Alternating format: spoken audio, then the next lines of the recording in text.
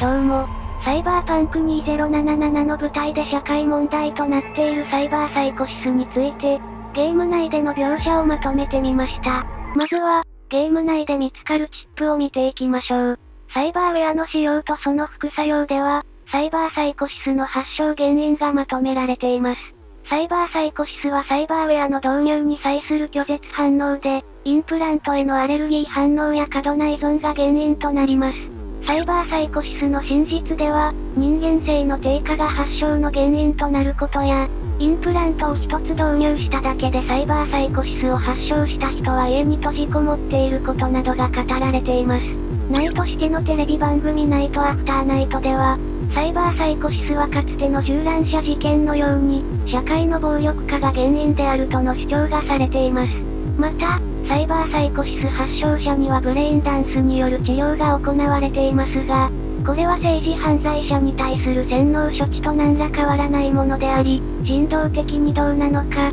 といった議論も提起されています。安心してライフでは、街中でサイバーサイコシスに出くわした場合の対処法について語られます。出くわした場合は全自動防衛ユニットの陰に隠れて、NCPD や企業の施設部隊が来てもじっとしていることが大切です。市民の命より特殊部隊の命の方が大事にされているんですね。また、お店でそのような銃撃事件に巻き込まれた場合は、クーポン券などのサービスが受け取れます。WNS ニュースではサイバーサイコシスによる事件の報道が行われています。事件は NCART の駅で発生しています。ナイトシティで最も安全と呼ばれている公共交通機関ですが、別に事件に巻き込まれる危険がないわけではないようです。WNS ニュースではもう一つ、ルシアス、ライン市長襲撃事件が取り上げられています。サイドジョブ権力との戦いで、その詳細が語られます。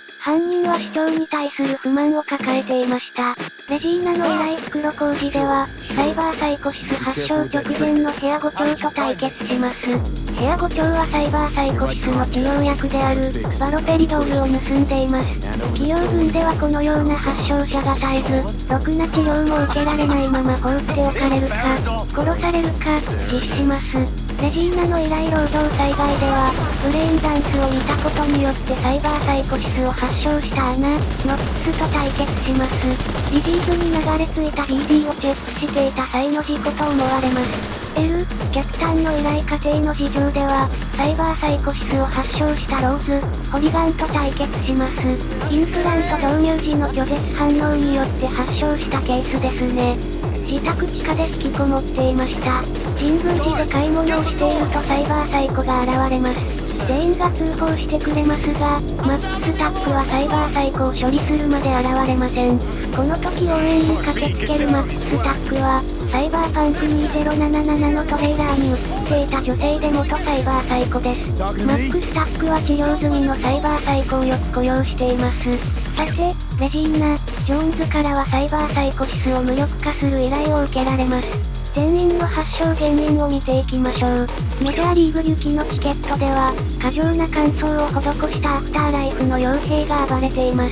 アレック・ジョンソンはインプラントのつけすぎと、キラキラと呼ばれるドラッグの常習が発症原因でした。モーアー注意ではミリテクの注意が暴れていました。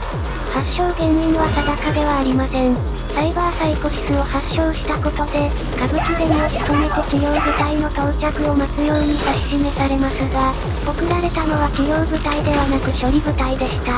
まあ、返り討ちにされていましたが、戦争のあくまではミリテクの退役兵が暴れていました。マット、リアウはサイバーサイコシス治療を受けていましたが、退役に伴って診療を受けられなくなったことにより発症したようです。ミリテク治療群ではインプラント乾燥やドラッグ投与が日常的に行われていることなので、こういった発症者は後を絶ちません。猟犬の墓場ではメイルストロームのエリス、カーターが暴れていました。彼は最後に残ったブリック信者で、ロイス派により無理やりインプラントを入れられたり、ドラッグを投与されたりしたことにより発症したようです。発症するまでは当店タンクの無礼な客をもてなしていたようです。この儀式ではメイルストロームが凄惨な儀式を行っていました。ザリア、ヒューズはサイバー空間にダイブした時に、何かを見てしまってサイバーサイコシスを発症したようです。生存者はリリス、先祖たちの目から大10億円を拡散。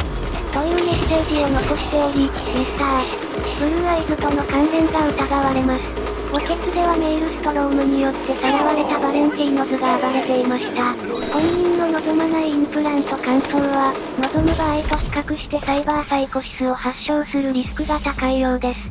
橋の下では若いネットランナーがホームレスのキャンプで暴れていました。ネット空間へのダイブを繰り返して人間性が失われた結果、解放してくれたホームレスを自分の命を狙う悪党だと勘違いしたようです。格安ドクターでは、民間の作業員であるチェイス、コリーが暴れていました。もともと雇用主に対して不満を抱えていたところに、インプラント乾燥を行ったところ拒絶反応が出たようです。シーサイド、カフェでは女優のダオ、キュンが暴れていました。ドキュメンタリー番組の企画で、無理やり戦闘用インプラントを導入させられたところ、拒絶反応が出てサイバーサイコシスを発症した模様です。法の定めでは経営者のガストン、フィリップスが暴れていました。ジェイタテクから上屋を買い取ったガストンは、不当な契約により莫大な追加料金を請求され、過剰なストレスが原因でサイバーサイコシスを発症した模様です。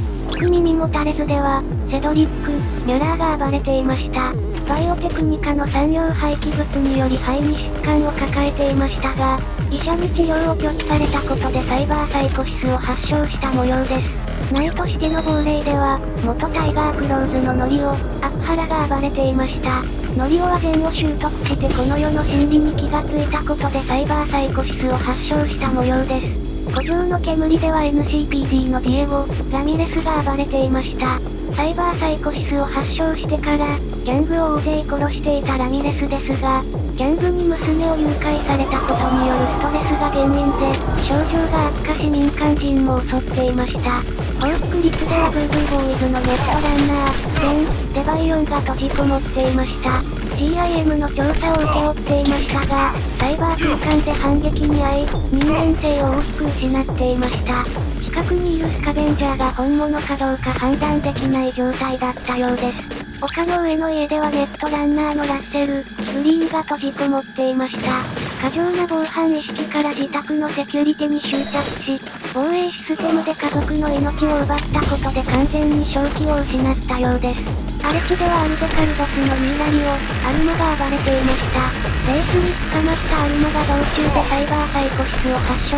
そのまま逃亡していた模様です。2度目のチャンスでは元軍人のライオン、ワイルドが暴れていました。ラペンを襲えば神々が聖域に導いてくれると思い込んで、次々と人を襲っていた模様です。ということで、ゲーム内でのサイバーサイコシスの描写でした。ここからはざっくりとした考察タイムです。レジーナ・ジョーンズはどんな目的でサイバーサイコを生け捕りにしたのでしょうか？本人の説明をそのまま信用するなら、彼らを治療することが目的ですが、ここはナイトシティです。人の善意での行動など信用に値しません。目的の裏側には利益となる何かが隠されていることでしょう。サイバーウェアを引き剥がしてリパーに横流ししているのでしょうか？それは考えづらいです。それならばサイバーサイコの静止はどうでもいいですからね。個人的な考えでは、サイバーサイコを利用して施設軍隊を作ろうと目論んでいると思っています。レジーナの最後の依頼人である謎の中国系マフィアがその依頼を出している、